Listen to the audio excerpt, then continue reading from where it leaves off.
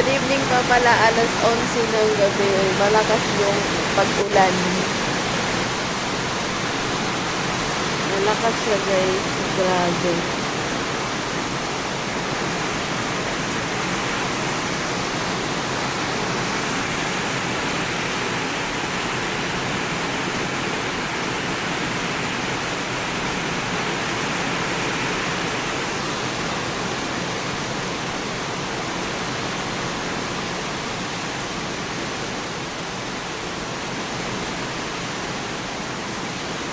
Alas 11 ng gabi guys.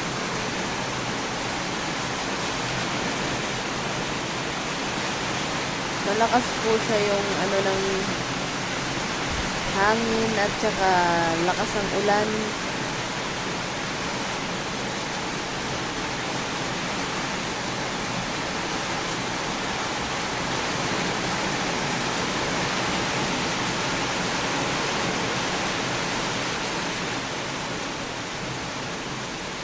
Tingnan nyo parang simple lang pero napakalakas yung guys.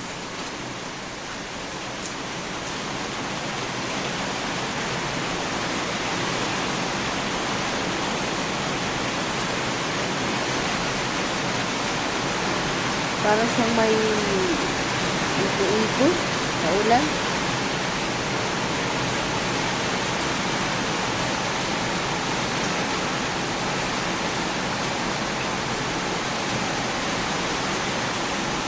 Guys, hindi ako makatulog sa lakas ng bagsak ng ulan. Tsaka ang lakas ng ulan. Sobrang lakas siya guys. Kaya, alas 11 ng gabi guys, gising ako. Dahil hindi ako makatulog. Diyos ko, napakalakas ng ulan. Tsaka, iniisip ko kasi, pag pumasok yung baha, yung gamit namin, napakadami. Hindi ko na alam yung aking gagawin. Guys, tinuyo yung mga sinampay ko. Kinuha ko siya guys sa labas kasi ayaw ko na kukunin namin sa ibang lugar yung gamit namin. Baka makuha namin sa Santiago, ganun ba? Isip ko. Guys, tingin nyo naman kung uulan, kung babaha ang loob ng bahay. Sana naman, wag naman. Tingnan mo naman yung mga gamit namin. My God. Ano mangyayari niyan? Lahat yan mababasa ng baha. Lakas ng ulan. Tapos guys, ano naman sa cellphone, yung nagbabanta na yung paglakas ng ulan, ng pagbaha, pagguho ng lupa. Oh my God. Hindi na ako makatulog. Nakita nyo naman, masyado kasing madilim at saka guys, grabe yung ulan talaga.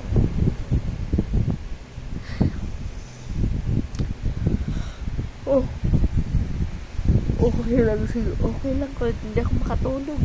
At least may bukas naman. Doon na lang ako tutulog bukas. Alas 11 na guys. Hindi ako makatulog kasi nga ang patak ng ulan nararamdaman ko. Pakiramdam ko nasa loob na yung tubig. Ganun ba na napapraning na ako sa lakas.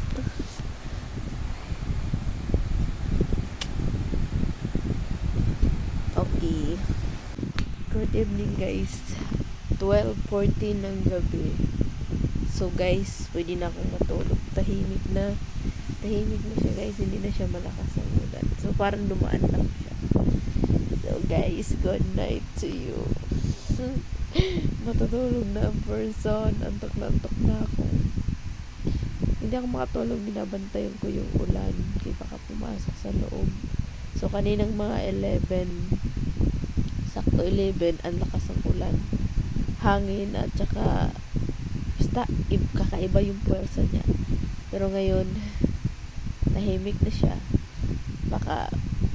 Baka umaga na siya tutuloy. Charot. Good night guys. Charot. This guys, ng madaling araw, ganito na kataas yung tubig. Okay. Mataas ang tubig niya guys, kaya delikado kung uulan ko siya kasi papasok na sa libong bahay. Napakalakas ang ulan. pwede nang lumutang yung kahit anong bagay, simulan o kahoy, lumutaw na siya. Napakalakas pa talaga.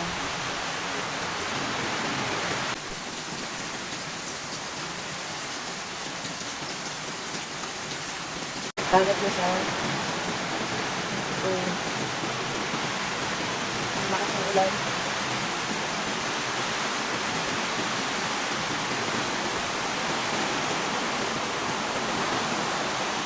Kagat na siya guys. Malakas ng ulan pero walang masyadong hangin.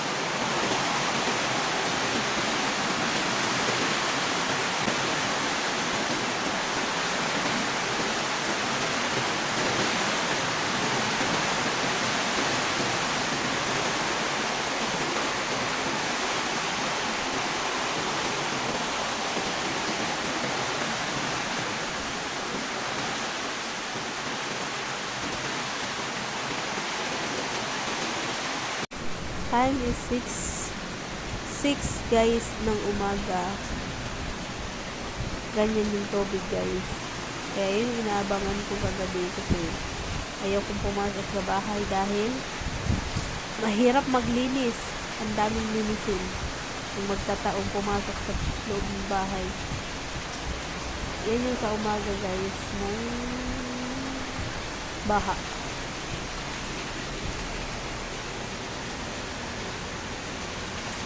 Time is 11:08. Ito na po siya. Humupa na yung baha. So, kung kaninang umaga puro tubig siya, ngayon is wala na siya guys. So, makulimlim pa yung panahon. Ubos yung daon ng malunggay namin. Ayan na siya guys. Bye!